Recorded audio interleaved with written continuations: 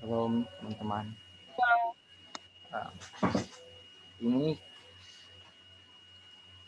kita mau bahas beberapa apa, cuman karena terasa banyak sekali kita udah catat aja, jadi bikin juga sekali bikin PowerPoint supaya gampang mau lihat, supaya nak membuka balik-balik buka kitab. Kita share screen ya.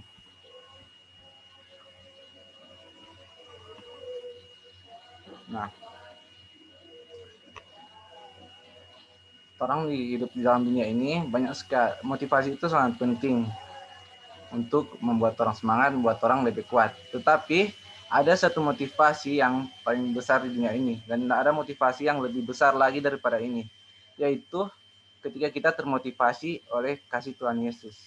Bagaimana murid-murid Tuhan Yesus, mereka bahkan sampai tidak mempedulikan nyawanya karena termotivasi oleh kasih Tuhan Yesus itu sendiri.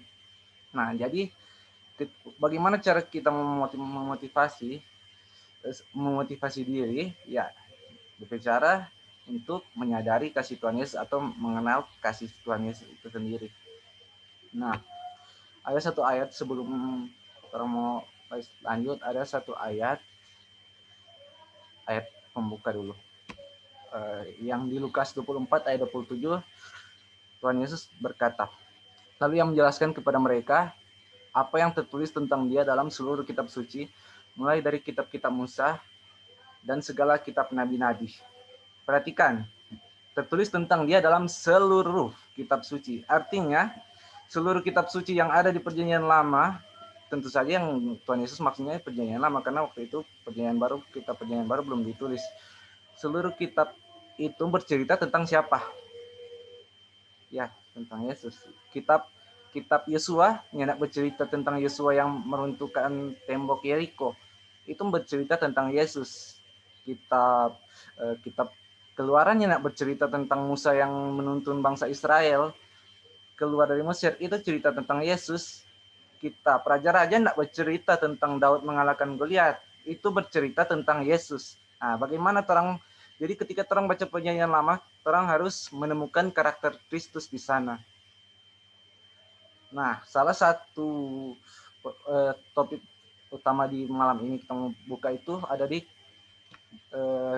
kitab Ayub. Bercerita tentang Kristus melalui kitab Ayub. Bagaimana orang belajar tentang Ayub dari sudut pandang yang baru. Orang ada mau ceritakan, orang setahu tuh dari cerita Ayub, bagaimana itu kisah. Untuk secara singkat juga kita mereview ulang. Jadi suatu hari iblis datang ke Allah, dia bilang ke Allah, oh ini Ayub saleh karena Tuhan suka segalanya apa dia, coba ambil kepunyaan, pasti dia mau kutuki Tuhan. Tuhan bilang, oh iya, bikin dia apa mau asal jangan sentuh DP diri. Serta dia ambil sama DP harta, DP apa semua yang Ayub punya, bahkan DP anak-anak. Pokoknya sampai tidak ada apa-apa Ayub, tapi Ayub ya tidak mengutuki Tuhan. Ayub tetap saleh, malah dia bilang di ayat 20 ini, ayat 20 sampai 22, maka berdirilah Ayub lalu mengoyak jubahnya dan mencukur kepalanya, kemudian sujudlah ia dan menyembah. Katanya, dengan telahnya aku keluar dari kandungan ibuku, dengan telahnya juga aku akan kembali di dalamnya. Tuhan yang memberi, Tuhan yang mengambil, terpujilah nama Tuhan. Ayat yang sering terang dengar di mana ini? Biasanya di acara duka ya. Dalam kesemuanya itu Ayub tidak berbuat dosa dan tidak menuduh Allah berbuat yang kurang patut. Kemudian di berikut lagi iblis datang balik ke Tuhan, iblis bilang, oh ambil kasih penyakit pada dia, pasti dia mau kutuki. Tapi terjadi Tuhan, iblis dah kore di tubuh, tetap Ayub tetap saleh. Nah, tapi ada statement yang menarik di sini, yang di saya garis tanda warna merah. Tuhan yang memberi, Tuhan yang mengambil. Tuhan bukan Tuhan yang mengambil. Tuhan tidak mengambil apa yang dia sudah berikan. Apakah di sini Ayub keliru? Jadi apakah Ayub keliru? Apa mungkin ada kesalahan di Alkitab? Mari kita lihat. Kita coba buka di Perjanjian Lama, kembali ke masa penciptaan, Kejadian 1 ayat 8.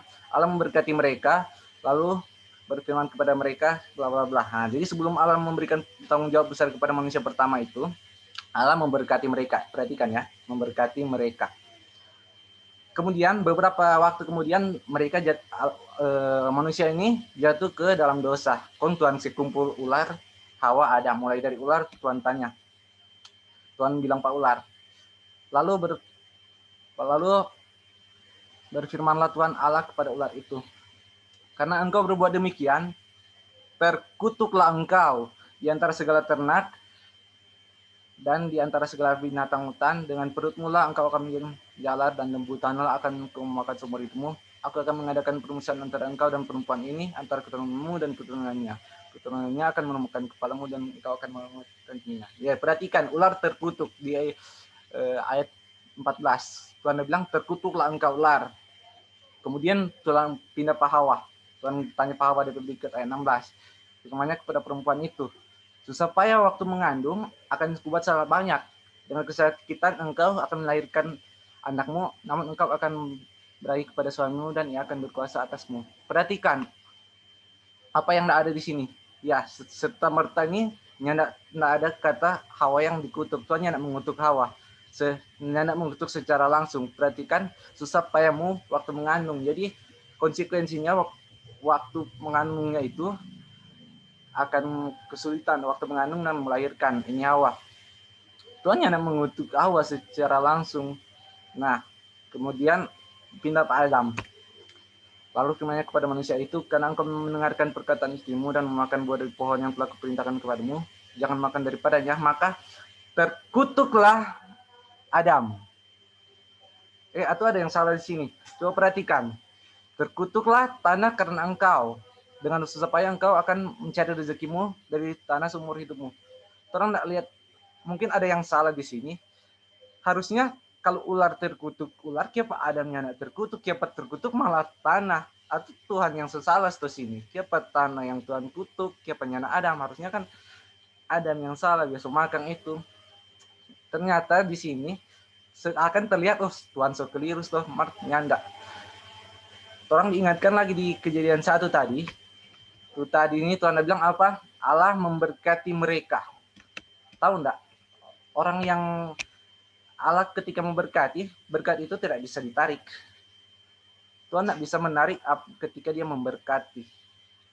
Jadi ketika Tuhan memberkati Adam, Adam itu berkat itu Tuhan berkat itu kan berkat kekal, tidak bisa ditarik. Tuhan yang menarik berkatnya, maka terkutuklah malah tanah yang dikutuk oleh Tuhan. Adam yang tidak terkutuk sama sekali. Kembali ke kitab Ayub tadi tentang itu mau bahas di slide terakhir tentang DP ayat Tuhan yang memberi, Tuhan yang mengambil. Nah, kemudian pas waktu Ayub kesusahan, ada DP sahabat dah hakimi pada dia.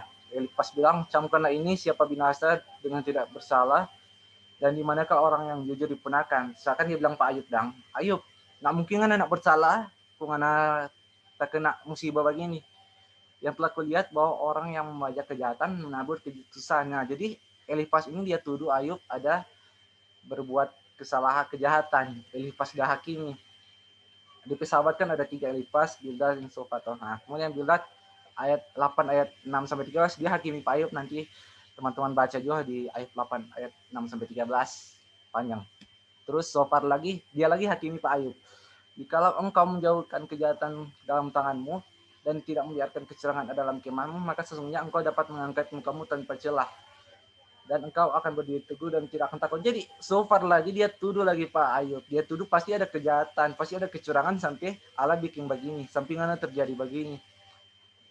Apa ini peristiwanya asing Pak orang? Atau orang pernah enggak? Trompet teman, trompet kerabat dekat, orang terdekat orang, malah ketika orang down, mereka bilang begini, oh pasti ngana ada begini, oh pasti ada yang salah kok. Jadi dong ikut-ikutan menghakimi. Sama dengan sahabat Yakub ini 3. Dan tentu saja itu bukan perbuatan baik. Tuhan tidak suka itu. Nah di pasal 40 ayat 7 itu Tuhan dah tegur pada orang. Setelah Tuhan mengucapkan firman itu kepada Ayub, maka firman Tuhan kepada Elifas, orang Teman, mukaku menyala terhadap engkau dan terhadap kedua sahabatmu, karena kamu tidak berkata benar tentang aku seperti yang waktu Yakub. Jadi Tuhan marah untuk perbuatan begitu kepada ini dua sahabat Yakub karena orang salah berkata what happened.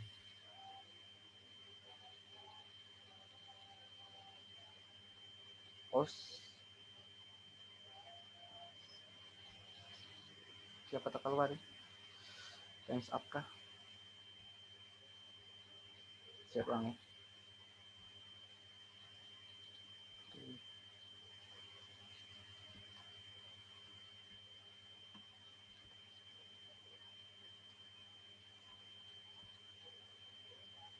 Oke. Nah, lanjut. Orang sering diingat tentang kebenaran tentang Ayub. Terang mau pelajari sini tuh. Ayub itu orang setia, terang perlu meneladani Ayub karena dia tidak pernah mengeluh, dia tetap setia walaupun Tuhan kasih pencobaan sebesar ini. Tapi lihat, Ayub di kitab pasal 26 sampai 31 itu isinya tentang keluhan Ayub. Ayub 27 ayat 1 sampai 5, ini Ayub udah mengeluh. Dia malah bilang, "Oh Tuhan yang nak memberi keadilan." Pak Ayub.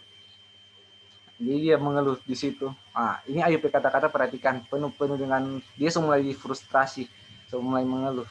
Nah, dia kemudian ada seorang yang namanya Elihu bin Barakel, orang Bus dari kaum Ram.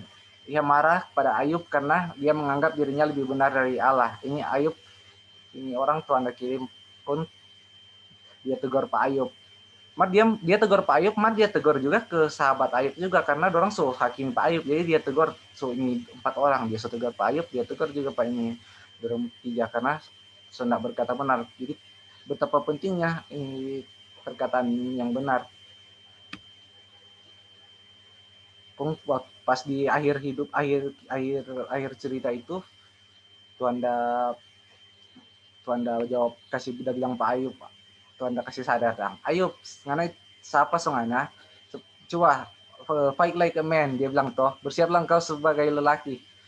Aku akan menanya engkau supaya engkau memberitahu aku. Ini panjang sekali di PE, apa cuma tak ambil di PE awal. Di manakah engkau ketika aku meletakkan dasar bumi? Ceritakanlah kalau engkau punya pengertian. Ayub kan sok tahu tadi awal. Ayub sok tahu. Jadi Tuhan tanya aja, baru pertanyaan pertama langsung nggak bisa jawab Ayub. Di manakah engkau ketika aku meletakkan dasar bumi? Ayub belum ada saat itu.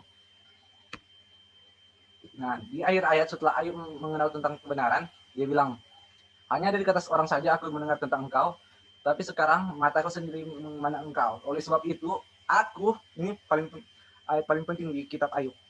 Sebab itu aku mencabut perkataanku dan menyesal aku duduk dalam debu dan abu. Lihat, mencabut perkataan.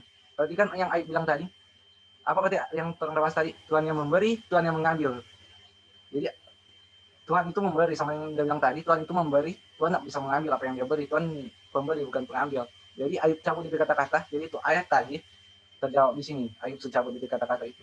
Jadi waktu orang, walaupun orang sering dengar orang mati, ya harusnya hentikan sih, nggak perlu ngulang-ulang itu ayat kan. Ayub cabut itu ayat. Nah baru ketika Ayub bilang begitu, Tuhan pulihkan dia, apa yang dia punya Tuhan kasih 2 kali lipat. Ini perbedaan Ayub dengan orang. Apa yang akan terjadi Pak Ayub? Nggak akan mungkin terjadi pada orang. Kenapa apa yang terjadi Pak Ayub nggak mungkin terjadi pada orang? Di ayat 39 ayat 33, tidak ada wasi di antara kami yang dapat memegang kami berdua. Dialah yang menyingkirkan kentungnya daripadaku, jangan aku ditimpa kegentaran terhadap dia. Maka aku akan berbicara tanpa rasa takut terhadap dia, karena aku tidak menyadari kesalahanku. Perhatikan, kalau kita itu Ayub, kemudian kita anak-anakku yang dalam hal ini kutuliskan kepada kamu supaya kamu jangan berbuat dosa. Namun jika seorang berbuat dosa, kita mempunyai seorang perantara kepada Bapa, yaitu Yesus Kristus yang ada. Apa perbedaan orang dan Ayub? Ayub tidak memiliki Kristus. Ayub tidak memiliki Yesus Kristus, sedangkan orang punya. Makanya orang tidak akan mungkin karena orang ada perantara. Ini yang tertera garis bawah merah itu, wasit itu artinya kan penengah. Nggak ada. Ayub tidak memiliki itu, sedangkan orang punya. Makanya dia tidak ada pembela. Orang punya pembela. Jadi orang tidak akan mungkin mengalami apa yang dialami Ayub. Ya, kita garis itu ayat tadi ulang. Dengan tanya aku keluar dari terima di buku, dengan tanya juga kembali dalamnya. Tuhan yang memberi, Tuhan yang mengambil. Nyana Tuhan yang mengambil dicoret karena nak berkata benar tentang Allah. Jadi karena itu kan ceritanya orang tahu iblis yang nggak ambil itu. Dengan tanya keluarkan ibuku, dengan tanya juga aku akan kembali ke dalamnya. Tuhan yang memberi, iblis yang mengambil. Tuhan yang memulihkan, terpujilah nama Tuhan. Itu yang berwarna itu cuma tambahan. Oke, terima kasih.